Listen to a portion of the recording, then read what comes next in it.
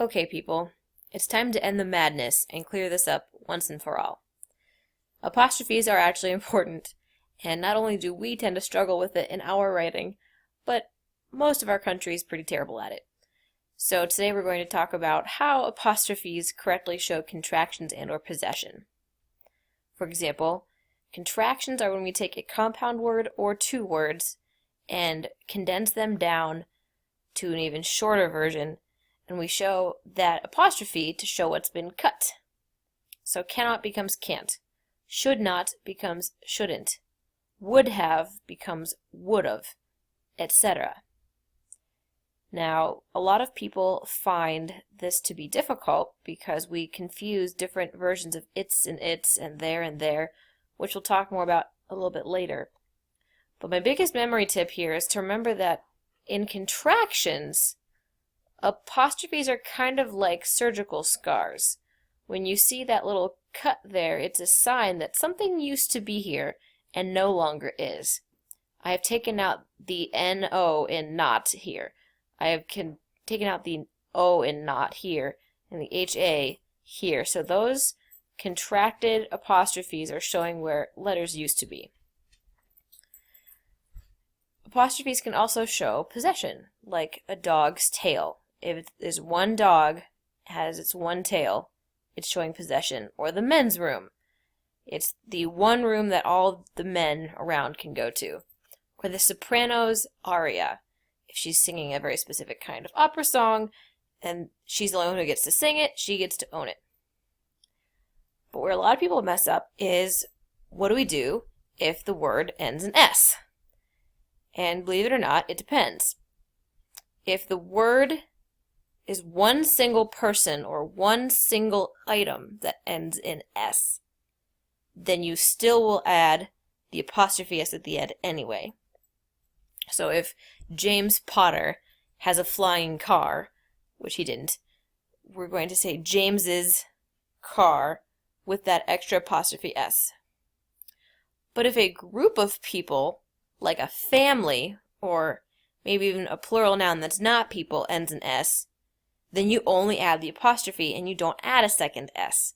So if I want to talk about the Jones family, then the Joneses' car only has the apostrophe and not a second S. Or if multiple cats in a house all share one water bowl, then I'll have my plural cats showing possession with the apostrophe, and then I'll stop. Now, there's a serious grammar felony that's happening in our culture today. Contractions like should have or would have somehow morphed into should of, which is not a thing. This should never have started and needs to end now. Don't say it, don't write it, don't type it, don't do it. What happened was, we originally said should have, like I should have gone to the store. We contracted it down to should have, but the problem is people heard should have and wrote should of down. They wrote what they heard. And so now a whole generation is writing should of when it makes no sense at all. Same thing goes with shoulda or coulda. Like shoulda, coulda, woulda is an expression. Don't do it. Unless you're making a joke. Because you will be judged. No offense. A few other tricky situations tend to come up with homophones and plurals. So think about there, and there, your, and then it's and its. Again, as I mentioned earlier, the biggest tip that I have for you is to remember that the apostrophe in a contraction is acting like a scar showing what used to be there. If you can remember that, you should know that this form of there, T-H-E-Y apostrophe R-E, stands for they are. And don't try to put one of the other versions of there when you're trying to express a subject and a verb. Same thing goes for your and its. These versions without the apostrophe technically show possession. And I know that's weird for us because we want to put apostrophes on possessive stuff. But the word its is already possessive. Some other situations come up when we look at men's or women's or children's, like in a department store. I've seen a lot of signs in credible companies and stores misuse apostrophes, which is not cool. I've seen signs for the men's department without the apostrophe, which is terrifying because men is already plural. Why would you add just an S? I have no idea. I've seen issues come up with the word years, depending if you're trying to be plural, showing multiple years owning something, or a single year owning something. And trivia for you, Mother's Day and Father's Day are supposed to be possessive because it's a day when you honor your specific mother. It's her day. But Veterans Day and Grandparents' Day and certain other kinds of days actually don't get apostrophes.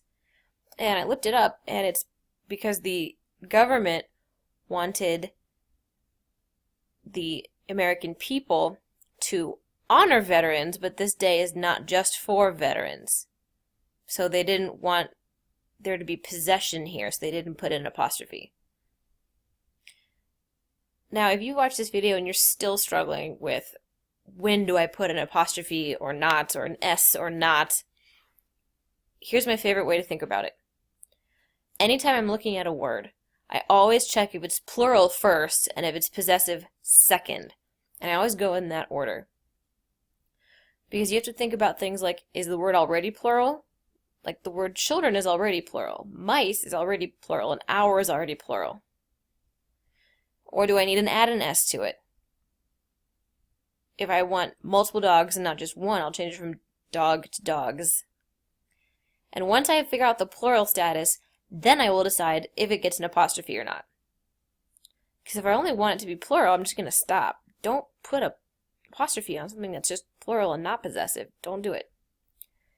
If I want to talk about a children's choir, then I'll take that already plural word and just add an apostrophe S.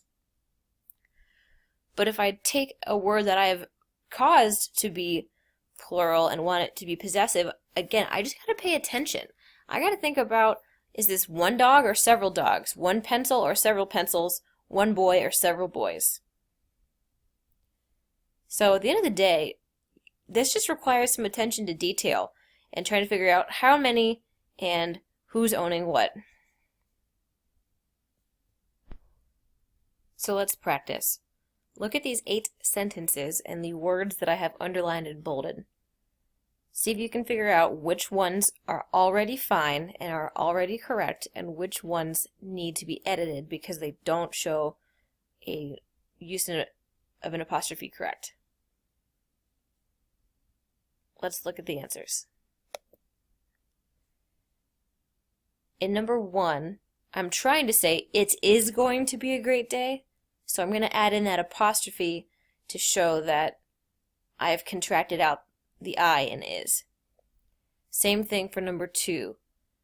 In the original sentence, I misused the version of your that I wanted.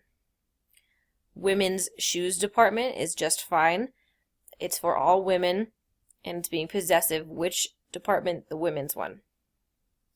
The original sentence in number 4 misused their.